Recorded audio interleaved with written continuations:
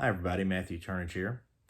Well, I've been following the recent story about Dolly Parton's request to not be considered for the Rock and Roll Hall of Fame and the recent response by the Hall of Fame that she will remain on the ballot since they've already sent the ballots out to the voters. And of course, it sparked a lot of discussion about, which really comes up every year, but a lot of discussion about what sort of acts should be in the Hall of Fame and what shouldn't, which of course always leads to the broader discussion of what is rock and roll and what is not rock and roll.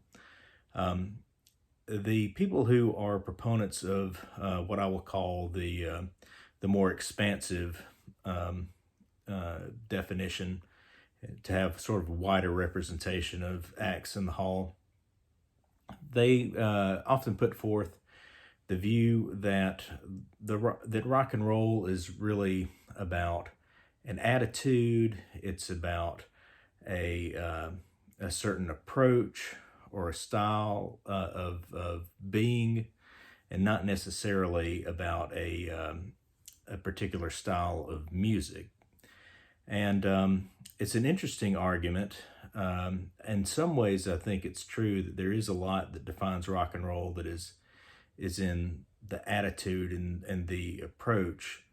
But I think if you lose too much definition of the musical aspects of it, then if anything can be rock and roll, then nothing is what it seems to me.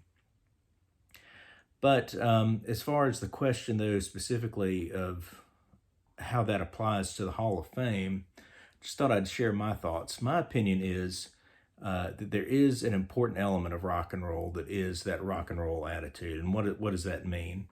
It means, well, first off, I think it's a populist approach. The idea that music is for everyone and everyone can make music. Rock and roll is music by the people for the people. And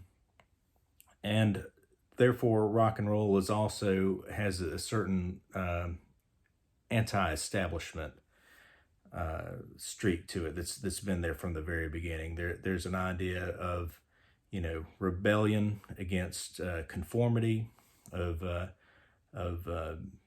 going out and doing your own thing, and because of that, I think actually there shouldn't even be such a thing as the Rock and Roll Hall of Fame. Now, I'm talking about the Hall of Fame as an institution for enshrining certain acts that are considered to be quote unquote worthy, as opposed to the museum. I think the idea of a rock and roll museum is a great thing, but as far as a Hall of Fame that says, okay, this band or this artist is a Hall of Famer, and these other people that we're not letting in are not Hall of Famers, that's, to me, is very much an establishment approach. And that is very much that is an anti-populist message. That's the elite saying, these are the elite, and then everybody else stay out. It's setting up borders. It's making divisions that I think rock and roll is about breaking down. So I think the very existence of a Rock and Roll Hall of Fame is very un-rock and roll. It's anti-rock and roll. And so I've never been a big fan of the Grateful Dead, but although Jerry Garcia didn't comment on it, I always appreciated what was reported about him, that the reason why he did not go to the Hall of Fame when the Dead were inducted all the way back in 1994 is because he didn't believe there should be a Rock and Roll Hall of Fame. And I always thought that was a great way to approach it. It's an approach I certainly wholeheartedly endorse. So if you're a person out there who's unhappy with who's in or who's out of the Rock and Roll Hall of Fame, my suggestion is, let's take a step back and look at it another way. I think for rock and roll fans, our message needs to be, this person's not rock and roll, they shouldn't be in. Our message should be, the Hall of Fame is not a rock and roll idea. There should not be a Rock and Roll Hall of Fame.